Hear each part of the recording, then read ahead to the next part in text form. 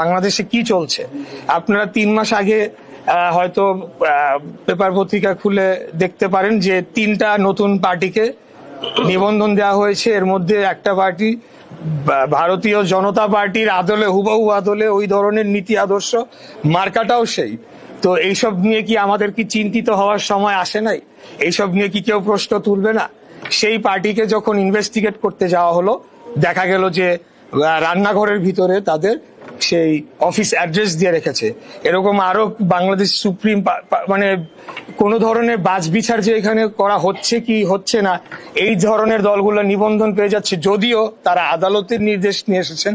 এটা একটু পরিষ্কার করতে চাই। তারপরেও তারেক রহমানের মতো, ওনার মতো একজন ইয়াং ডাইনামিক লিডারকে অবশ্যই আমি মনে করি বঞ্চিত করা হচ্ছে, তাকে বৈষম্যের শিকার করা হচ্ছে। অবশ্যই ওনাকে মনোনয়ন দেওয়া উচিত।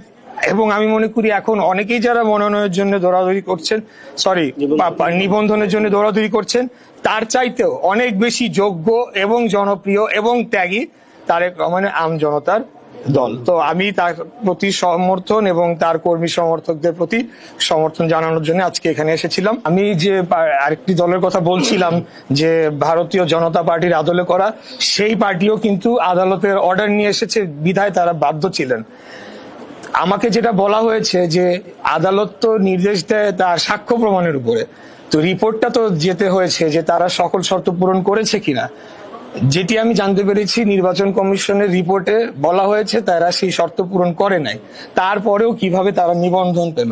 আর আজকে তারেক রহমান, ওনার যদি কোনো ল্যাকিংস থেকে থাকে সেটা চিঠি আকারে যাবে, ওনারা সেটাকে আবার সংশোধন করে যদি পূরণ করতে পারে সে আবার পুনরায় জমা দিবে। এইভাবেই আমি যদ্দূর জানি যে একটা রাজনৈতিক দলের নিবন্ধন প্রক্রিয়া অনেক সময় একটু সময় ক্ষেপণ হতে পারে।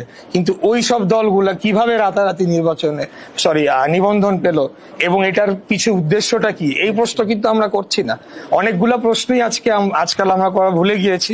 যেমন একটা মন্ত্রণালয় যার সাথে প্রতিরক্ষার কোনো সম্পর্ক নাই, কিন্তু সেই মন্ত্রণালয় এখন প্রতি বছর 40,000 যুবককে অস্ত্র চালানোর শিক্ষা দিবে, লাইভ অ্যামুনিশন ফায়ার করার বলে তাদের এরকম পরিকল্পনা রয়েছে। যাই হোক, এইসব তো ভালো আলামত না। আমরা কি মিলিটারাইজ করতে চাচ্ছি আমাদের দেশকে?